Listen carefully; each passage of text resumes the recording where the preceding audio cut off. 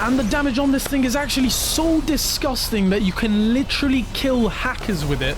This guy can't even out-heal the damage that we're doing, even though he... What is up, guys? Welcome back to another video. In today's video, we're going to be checking out the brand new Lumen weapons on the Shoggoth. Now, the whole principle behind this is that you're going to get some disgusting angles when you use your ability, packed with insane firepower from 2 mediums, 2 heavies, the hunter stacks, the nuclear amplifier, and all the other things combined. Now, that all sounds good on paper, but how does it perform in a real battle? Well, before we answer that question, if you know anyone who's using the Warabots webshop, make sure to share code NERDBOT with them, as it massively supports the channel and helps me get out of this crusty ass chair.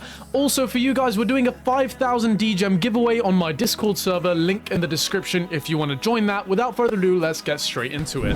Now guys, for the first clip, I'm going to be demonstrating how you can combine the lockdown and the disgusting angles that you get to force enemies to sit in these high damage lasers for an extended period of time. Now, I'm also going to show you how your positioning can get you completely cooked instead of nitpicking all the good bits and showing you that this build is overpowered. And so those 2 Shoggoths in the back absolutely cooked me.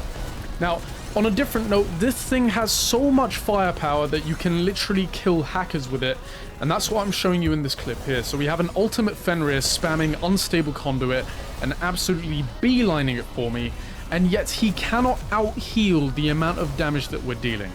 Now, you could say, yes, we have Pathfinder support and all that kind of stuff, but this thing is so nasty that it makes very quick work of tanks. I mean, we didn't even have the nuclear amplifier or the stacks up there.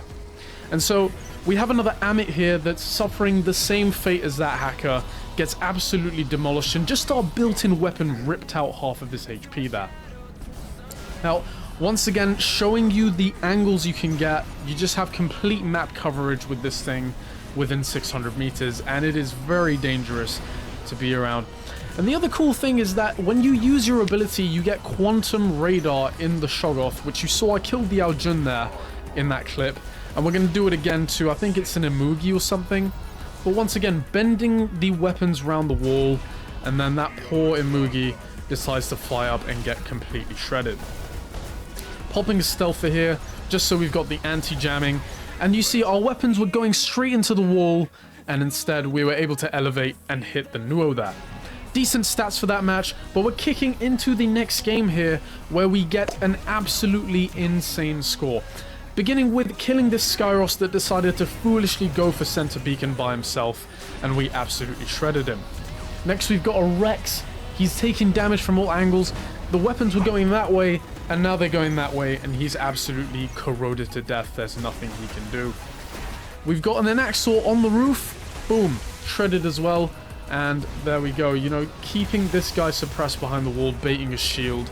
Just literally barely moving, yet having complete control of the map. And so it continues. We get the rampage. We kill a guy in the corridor.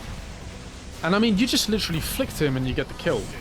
Now, unfortunately, that was an assist, but we did get a Pathfinder mark from that one.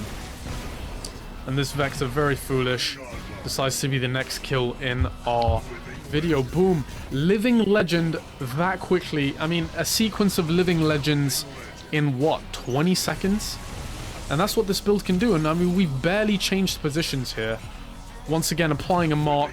You can see the moment they're hit with that mark, you do such disgusting damage. It is hard not to die from it. And so we continue the streak here, and we're sitting at a very healthy 550k HP with some decent shield. That guy flies up, gets absolutely eviscerated. Then the Ravana falls in line next. Then the Pathfinders are doing great support here. And you see how we're able to get the weapons over the wall and start hitting that Amit just because we have the elevated position. And this is what I'm talking about. You combine the disgusting firepower, the disgusting angles, and there's just nowhere the enemies can hide from being killed. I mean, look at this disgusting angle you've got on the Rook here, dealing 1,000,000 damage in just under 3 seconds because he was marked, and also all this stacking is going on. And so the match stats, almost 10 million damage, 20 kills, and that just shows you what this build is capable of in such a short time. Now guys, I remember in the video I told you I wouldn't be nitpicking here, and this is a match where you can get off to a good start, but if somebody wants to come over and kill you, in a robot that has some kind of strong defense, you're going to see that there's not much you can do about it. And that's why, you know, I might start running phase shift on this if I do it long term, because you can always heal your HP back by getting marks. So this sword unit ends up going back, and he thinks we're not going to be able to get an angle on him. Meanwhile, he soon realizes that these weapons are absolutely nasty.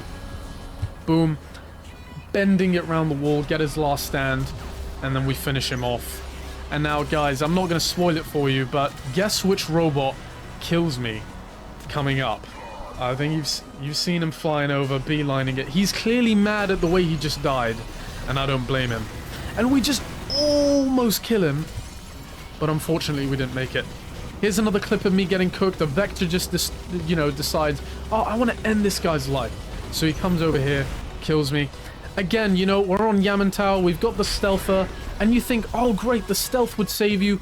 Absolutely not. These guys have quantum radar, and they are beaming me down here. So, you know, all in all, this robot has highs and lows, right? You know, it's not always going to be insane, but, you know, it has a place. So I'd definitely run this build. Maybe run it, I don't know, from time to time. You might not think it would work on a map like Moon, right? Because you have to get over all these obstacles, you know, the map is very much split in two. And so for the majority of the game, I just kind of hide over here and go in and out of the tunnel, bending the lasers around the wall. And so you saw I just got a godlike there pretty easily. Killing that has status there very, very easily. And then making quick work of this Teth from around the wall. And we've just very quickly scaled up here. You've got 8 stacks, or at least it says so on the side, and a full nuclear amplifier. So that's how you deal the disgusting damage again. And boom, making sure to maintain that angle with the weapons. And by the way, guys, let me know what you think of this build in the comments section below. Would you run it, or would you stick to the long-range Urhag, or whatever the hell they're called? Oh, another cheeky kill on that has status. Once again, bending it round the wall. And so I end up saving my stealthers here for very risky plays. But, you know, I kind of just decided I'm throwing my robot away here. I could have played it more conservatively instead of running into a 3-on-1 with a bunch of vectors. But, hey, that's how we're doing it. And so, guys, that's the brand new Lumen weapons on the Shoggoth. And let me know what you think of this build in the comment section down below. Rate it out of 10. I'd personally give it a 7, maybe 7.5 out of 10. If I'd played it longer, I might have gotten better at using it.